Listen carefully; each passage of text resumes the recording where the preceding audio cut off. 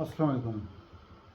আজ গয়েশ্বর চন্দ্র রায় এবং রিজভি সাহেবের ভিতরে একটি টেলিফোনের অডিও ফাঁস হয়েছে। অডিওতে গয়েশ্বরচন্দ্র রায় রিজভি আহমেদকে একটি বিষয়ে অবগত করছেন। বিষয়টি হলো আমানুল্লাহ আমান কতজন মানুষকে খুন করেছে, নিরপরাধ মানুষকে এবং দলীয় কর্মীদেরকে, যারা সৎ, ন্যায়, নিষ্ঠবান, প্রকৃতপক্ষেই জাতীয়তাবাদী দলের শক্তির পক্ষে ছিল।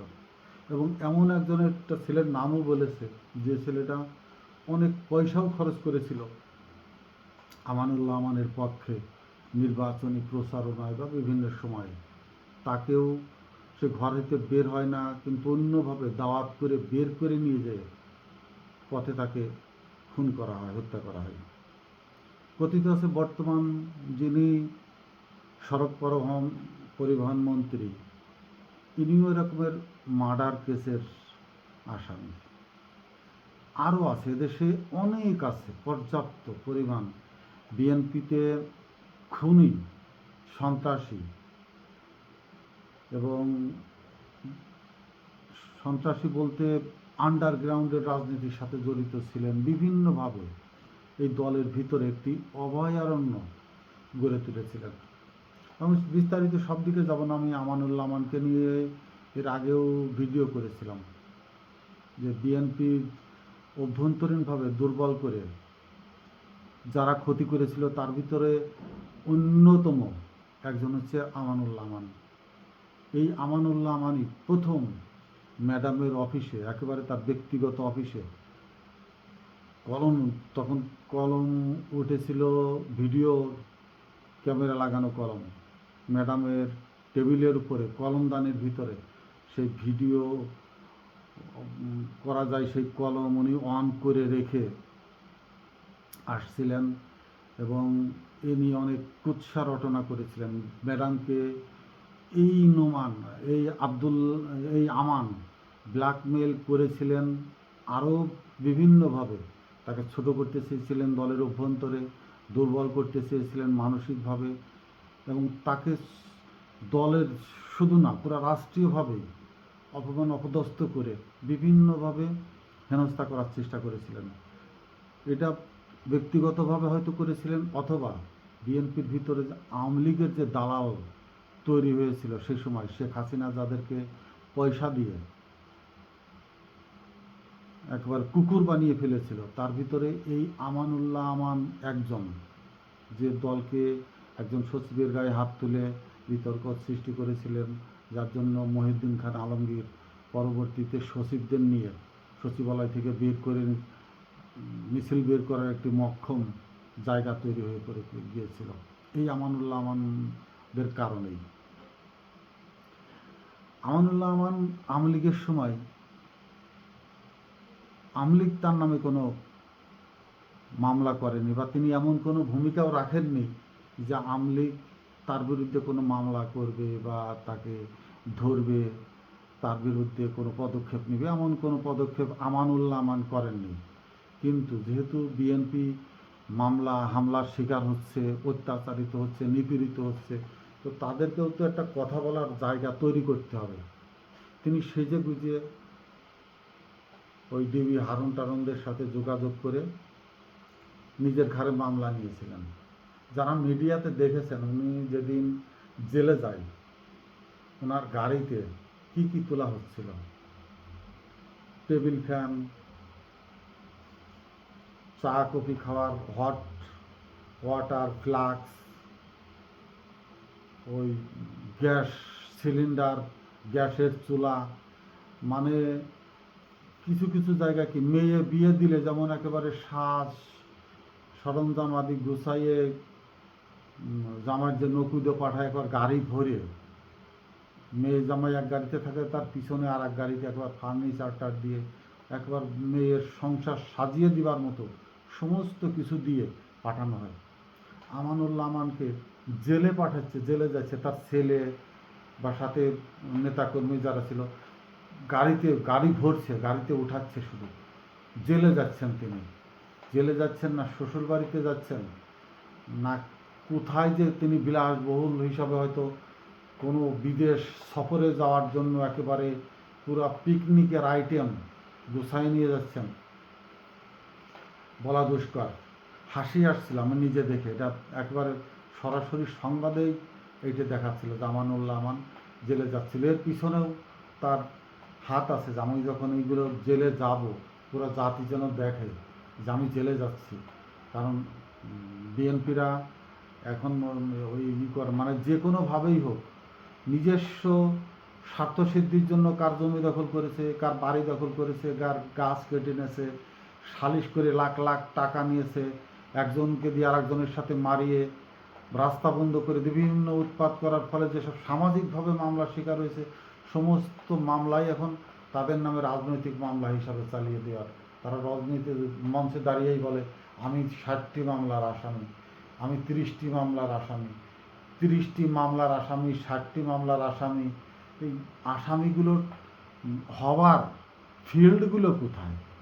17 বছর যে সরকারের বিরুদ্ধে এত বড় একটা আন্দোলন করে হাজার হাজার কোটি কোটি মামলার আসামি হলে সেই রেজাল্টটা কি, ব্যাকফিটটা কি, দল কতটুকুন সেখান থেকে সুবিধা পেয়েছে, বা দল কতটুকুন আমলীগের হাত থেকে নিস্তার পেয়েছে, বা কতটুকুন বুঝতে পেরেছে যে বিএনপি অত্যন্ত শক্তিশালী দল।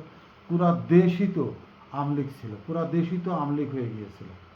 আজকে যারা সবচেয়ে বড় নেতা এমপি সাহেবরা, মন্ত্রী সাহেবরা, তারা এসে একবার প্রকাশ্যে বলতো কে বিএনপি কে আমলীগ, আমি তো এইগুলা দেখি না, সবাই আমার কাছে সমান। এবং সবাই আমার কাছে সমান এই কথা বলেই মানে তাদেরকে বোঝাইতো যদি কখনো সমস্যা হয় আমি তোমাদেরকে শেল্টার দেবো। হ্যাঁ, তারা তার কথা রেখেছে। সেই নির্বাচন আসলে তারা ভোট দিয়েছেন। এমপি হওয়ার পরে বিএনপি থেকে তারা অত্যন্ত যত্নে আদরে ঘরজামাই হিসাবেই আছেন, এবং আমরা নির্যাতিত হয়ে জোরে চিৎকার করলেও তাদের কানে যায় না। তারা একটু করে উঠলে কি হয়েছে, কি আমার বিএনপির লোকজন তোদের কোনো কিছু বলছে নাকি, উৎপাত করছে নাকি, খবরদার খেয়াল রাখিস, কোনো কিছু বললেই আমার সাথে সাথে কিন্তু আমাকে জানাইস। হ্যাঁ, সাথে সাথে জানাই দেয়। দেওয়ার পরে বিএনপি তোর দরকার নেই, তুই বিএনপি থেকে চলে যা, তোদের মতো বিএনপির আমাদের দরকার নেই। বিএনপির কর্মীদের হুমকি ধামকি শুরু হয়ে যায় বিএনপির নেতা মারফত। এই যে বিএনপির যে চরিত্র, আপনি যদি বাঁচতে যান, দেখতে যান, মন্ত্রী তো একজনের নাম বললাম, ইসরায়েল সড়কপথ মন্ত্রী, যিনি সরাসরি খুনের আসামি, এবং তিনি বিএনপির কর্মীকেই খুনের আসামি। তিনি এইভাবে বাঁচতে গেলে বিএনপির যে 300 এমপি পদপ্রার্থী ছিল, বা যে কয়জন হলো বাদ দিয়ে জামাতের যে জোট, সেই কয়জনকে বাদ দিয়ে যে হলো 226 বা 28 জন, এর ভিতরে আপনি যদি বাঁচতে যান, মানে 3-এর 2 অংশই এনাদের এই চরিত্রের লোকজনই হবে। গয়েশ্বর রায় রিজভির কাছে অভিযোগ দেন, কিন্তু গয়েশ্বর রায় কী করেছেন দেখেছেন? তার কি পলিসি, রাজনীতিবিদদের যে কত বুদ্ধি। যখনই বিএনপি আন্দোলনমুখী হয়ে সংগঠিত হয়ে উঠেছে, 2-1 দিনের ভিতরে বা আগামী সপ্তাহের ভিতরে জাতীয়ভাবে কোনো প্রোগ্রাম দেখে, তখনই তিনি ঢাকাতে বেশ কিছু পয়সা টয়সা খরচ করে নিয়ে মিটিং ডেকে জাতীয়ভাবে ঘোষণা করে দিয়েছেন, আমরা এই ঈদের পরে জোরে সোরে আন্দোলনে ঝাঁপিয়ে পড়ব। ওই ঈদের পরে আন্দোলনে ঝাঁপিয়ে পড়বে। শেখ মুজিবের কথা, ওই যে উনি নাকি বলেছিলেন যে বাসায় যাইয়ে ঘুমা, আমি হরতাল ডেকে দিছি। তাজউদ্দিনকে বলেছিলেন যে কোনো স্বাধীনতার ঘোষণা টোষণা সব কিছু করার দরকার নেই, তুই বাসায় গিয়ে নাকে তেল দিয়ে ঘুমা, আমি হরতাল ডেকে দিছি। কত পুরো জাতীয় নেতা, উনি হরতাল ডেকে দিয়েছে। পুরা জাতি এদিক অগ্নিগর্ভের মতো হয়ে আছে, ঘোষণা দেওয়ার সাথে সাথে ঝাঁপিয়ে পড়বে সমস্ত কিছুকে নিবৃত করে দেওয়ার জন্য। আরেকটি ষড়যন্ত্রমূলক বাক্য রাজনীতিবিদদের, আমি হরতাল ডেকে দিয়েছি, তুই নাকে তেল দিয়ে ঘুমা। বিএনপিরও এই ধরনের, এই গয়েশ্বর রায় যখনই শক্তিশালী একটি অবস্থান তৈরি হয়েছে, কেউ না কেউ দাদারা, চাচারা বা যেই একজন বলতো এখন না, আমরা ঈদের পরে যেয়ে আন্দোলন গড়ে তুলব। সেই ঈদ গয়েশ্বর রায় চৌধুরীর জীবনে আর আসে নাই, কিন্তু তিনারা বড় পুরস্কার পেয়ে গেছেন। দেখেন বিএনপিতে সবচেয়ে বিশ্বাসঘাতক এই গয়েশ্বরচন্দ্র রায়, এর বিআই, বর্তমান সংস্কৃতি মন্ত্রী। রাজনীতির যে 17 বছরে তাদের পয়সা আয় করা ছাড়া কোনো রাজনৈতিক ফিল্ডে, মাঠে কোনো সমাবেশ কল করা বা তার সাথে থাকা কোনো একটা জায়গায় কোনো কিছু থাকলে দয়া করে আমাকে জানাবে। কিন্তু এই পরিবারটি কি পায়নি? পূর্ণাঙ্গ মন্ত্রী একজন, উনি সংসদ সদস্য হয়ে সংসদে, উনার পুত্রবধূ বা এই পূর্ণাঙ্গ মন্ত্রীর মেয়ে নিপুণ রায় সংরক্ষিত আসনের মন্ত্রী। ফ্যামিলি পরিবারতান্ত্রিক রাজনীতি নাকি বাংলাদেশে আর হবে না। বিএনপিরও এটা স্লোগান ছিল যে পরিবারতান্ত্রিক রাজনীতি বাংলাদেশে আমরাও পছন্দ করি না। ওই জুলাই আগস্টের যে আন্দোলনের যে সংস্কারের ভিতরে যে স্লোগানের ভিতরে একটা ছিল সেটাই। কিন্তু ওরা পরিবারতন্ত্র পছন্দ করে না। কিন্তু ওই গয়েশ্বরের পুত্রবধূ নিতাই রায়, মেয়ে নিতাই রায় বলবে মেয়ে হলেও আমি তো বিয়ে দিয়ে দিয়েছি, সে এখন কেরানীগঞ্জের নেত্রী। গয়েশ্বর বলবে যে আমার পুত্রবধূ হলে তারা তার আমার সাথে থাকে না, ছেলে আলাদা, তাদের কার্যক্রম আলাদা, আমরা একই ফ্যামিলির লোক না। খোরা যুক্তি তাদেরও আছে। কিন্তু আমানুল্লাহ আমানকে নিয়ে যেটা নিয়ে আমি শুরু করেছিলাম, এই যে দলের ভিতরে এই যে সন্ত্রাসীদের, খুনিদের অভয় আরণ্য করে তুলে দিয়ে দলটাকে আজকের যে জায়গায় নিয়ে দাঁড় করানো, এবং খালেদা জিয়া কেন দ্বিতীয়বার নির্বাচনের পরও ক্ষমতায় টিকে থাকতে পারেনি, এদের জন্যই। এদের নৈতিক স্খলন এমনভাবে পর্যায়ে পৌঁছে গিয়েছিল যে দল করত বিএনপির, আজ্ঞাবহ ছিল আওয়ামী লীগের মির্জা আব্বাস। এদের যে কত বড় নাফরমানি কাজ, বেইনসাফি কাজ এরা দলের সাথে করে গেছে, অথচ এরা এমন হেভিওয়েট নেতা যে এদের ছাড়া বিএনপি চলে নাই। কে বলছে? সব সম্পূর্ণ গুজব কথা। মির্জা আব্বাস মারা যাক, ওই আসনে বিএনপির আরও ভালো ভালো সৎ নীতি নৈতিকতার ছেলে উঠে আসবে সংসদ সদস্য হয়ে। আমানুল্লাহ আমান, তারেক রহমান জানে না, জানার কথা তো। তার মাকে নিয়ে আমানুল্লাহ আমান যে ধরনের অপবাদ রটিয়ে গেছে, তাকে জীবিত অবস্থায়, তাকে যেভাবে জীবিত অবস্থায় তাকে মেরে ফেলার জন্য ৭৫ ভাগ দায়ী হলে আমানুল্লাহ আমান। সেসব আমানুল্লাহ আমাদেরকে আবার এমপি বানাতে হচ্ছে, সংসদে নিয়ে আসতে হচ্ছে। কেন? আমানুল্লাহ আমানের আসনে আর কাউকে বিএনপির নেতা নেত্রী বানানোর জায়গা নাই। গয়েশ্বরচন্দ্র রায় তার সম্পদের হিসাব দিচ্ছিলেন। জামানুল্লাহ আমান কত হাজার হাজার কোটি টাকার মালিক হয়েছে এই দল করে, দলের ভিতরে এসে কিভাবে নিজের দলকে, দলের উদীয়মান নেতাদেরকে তিনি নির্দ্বিধায় খুন করে, তিনি অর্থ লুপাট করে রাজা বাদশাদের মতো জীবনযাপনের পথ তৈরি করে নিয়েছেন এই রাজনীতিতে এসে। কয়েকজন গুটি কয়েক ব্যক্তি ধনশালী হলে, ধনবান হলে, ক্ষমতা কুক্ষিগত করে রাখলে একটি রাজনৈতিক দল তাদের হাতে জিম্মি হয়ে থাকবে, এটাই তো স্বাভাবিক। এদের হাত থেকে দলকে উদ্ধার করে নিয়ে আসতে হবে মানুষের কাছে।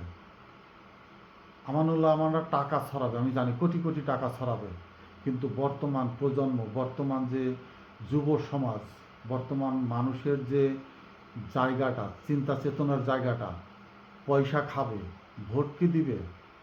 হয়তো দিবে না এক সময়। এই পয়সার রাজনীতি, ঘুষের রাজনীতি আমি আমার চাক্ষুষ প্রমাণ দেখলাম। আমার একটি জায়গা, বাসা একটি জেলার পুলিশ লাইনের একেবারেই সংলগ্ন। এবার এখানে লোক নিয়েছে পুলিশে, মানে দালাল তো দেখেই নেই, একটি চা, পান, সিগারেট খাওয়ার মতো পয়সাও কেউ নিতে সাহস পাচ্ছে না, নিতে সাহস পাচ্ছে না। দিয়ার লোক গোপনে থাকলেও নিতে সাহস পাচ্ছে না। এসপি সাহেব এতটা শক্তিশালী, এসপি সাহেবের গোয়েন্দা এতটা শক্তিশালী, কোনো ধরনের ক্লু পেলে ওকে বুট দিয়ে পাড়াই মেরে ফেলে দেবে দালালকে। আমার বিশ্বাস 64টি জেলাতেই এই ধরনের এসপিরা বর্তমানে অবস্থানরত আছেন। ডিসি সাহেবরাও এই রকমের অবস্থার ভিতর দিয়ে যাচ্ছেন। রাজনীতি এদেরকে যদি নোংরামি পথে টেনে না নেয়, ব্যবসায়িকভাবে এদেরকে ব্যবহার না করে, এরা সৎ থাকবে, এরা বেতনেই সন্তুষ্ট।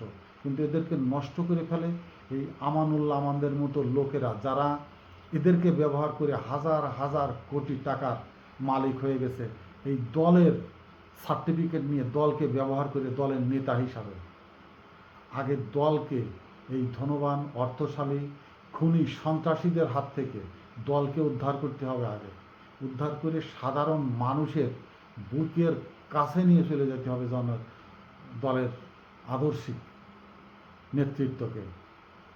তাহলে প্রকৃতপক্ষে সৎ নেতৃত্ব তৃণমূল থেকে একবার আপার পর্যন্ত নূতনভাবে গড়ে উঠবে। যে দলটি হবে মানুষের ভালোবাসার দল, যে দলটি হবে জনসমর্থনপূর্ণ দল, যে নেতা হবে জনগণের প্রিয় নেতা। এই প্রিয় নেতা হইতে গেলে আগে দলের এই চাটুকার থেকে শুরু করে সন্ত্রাসী কারা বেছে বেছে মামলা বেকসুর খালাস দিলেই হবে না। কোন মামলা থেকে খালাস দিচ্ছেন? যে আপনার দলের কর্মীদেরকে হত্যা করেছে, আপনি সে মামলাও যদি রাজনৈতিক বিবেচনায় ক্ষমা করে দেন, তাহলে আপনি কর্মী পাবেন কোথায়? কর্মীরা আসবে কিভাবে? কর্মী বিশ্বাসের জায়গা পাবে কোথায়? যে আমার নেতাদের দ্বারা আমার ভাই খুন হলো, আমার বন্ধু খুন হচ্ছে, এই নেতাদের উপরে যে অবিশ্বাস, এই অবিশ্বাসের জায়গা থেকে বিশ্বস্ততার জায়গা তৈরি করতে হবে।